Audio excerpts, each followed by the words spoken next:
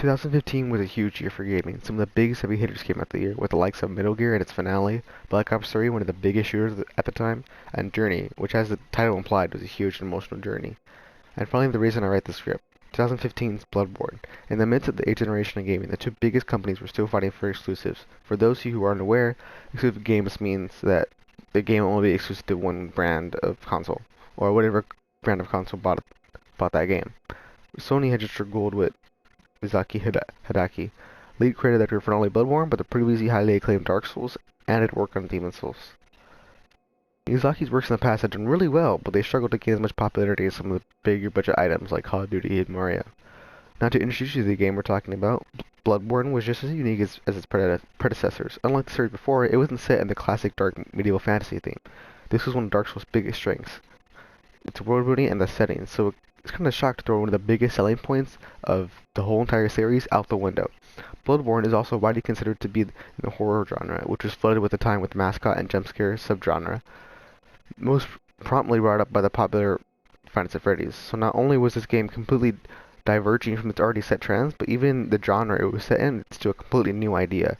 This game featured like no jump scares, which in the industry like gaming is a huge shot in the dark. Bloodborne is exactly that, a shot in the dark. The first RPG Victorian-based Lovecraft horror game, and probably the last. Bloodborne came out on March 24, 2015.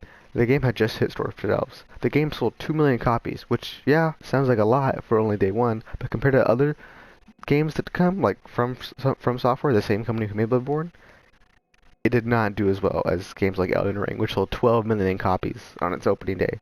While the game wasn't a total flop, it wasn't exactly a huge success either. This game really fit the whole best game ever claim that everyone talks about when the game is mentioned. So, like, what the hell happened? This game was great, right? Well, the game was amazing, but marketing seemed kind of tough. Let me show you what the TV commercial looked like.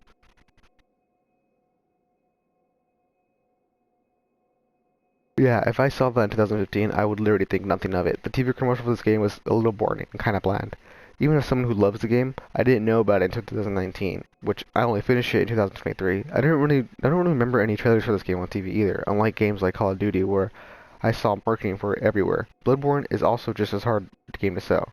Like, like, what would you sell it as? An action RPG, horror, dungeon crawler? The only genre for this game would be a Dark Souls genre game. But if they market it as Dark Souls 3, it would drive away players as Dark Souls was notoriously difficult.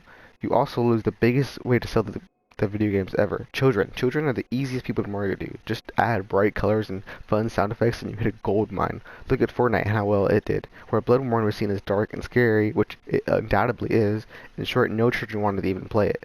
Even if it was cartooned down to the market, kids would never be able to convey the messages or story it wanted to tell.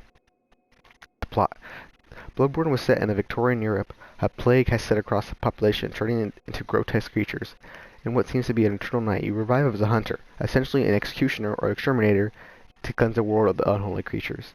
In efforts to complete your task and restore power, religion, and tales of immortality unfold. The main cliff notes of Bloodborne is Yharnam, the location, the city the game is taking place in, is divided up into discovery of a labyrinth in the city, known as the Chalice Dungeons. With this discovery, they have found evidence of great ones, essentially gods.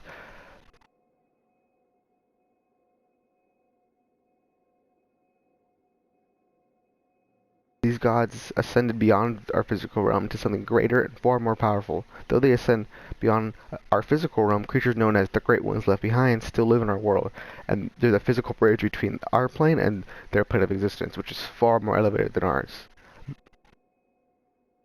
Now, there are two factions or two main schools competing against each other at this point. One believes in the old blood, in which you take the blood from the great ones and in order to evolve forth and become a great one yourself, or through research and insight. And they both ended up being wrong. The old blood is what caused the infection to spread. It's almost like a zombie vampiric kind of infection, but it's only taken by ingesting the blood, which is where the name comes from, Bloodborne. And the other school believed in that only through research and, studying can you evolve into a great one. But that ended up going wrong too because they went insane.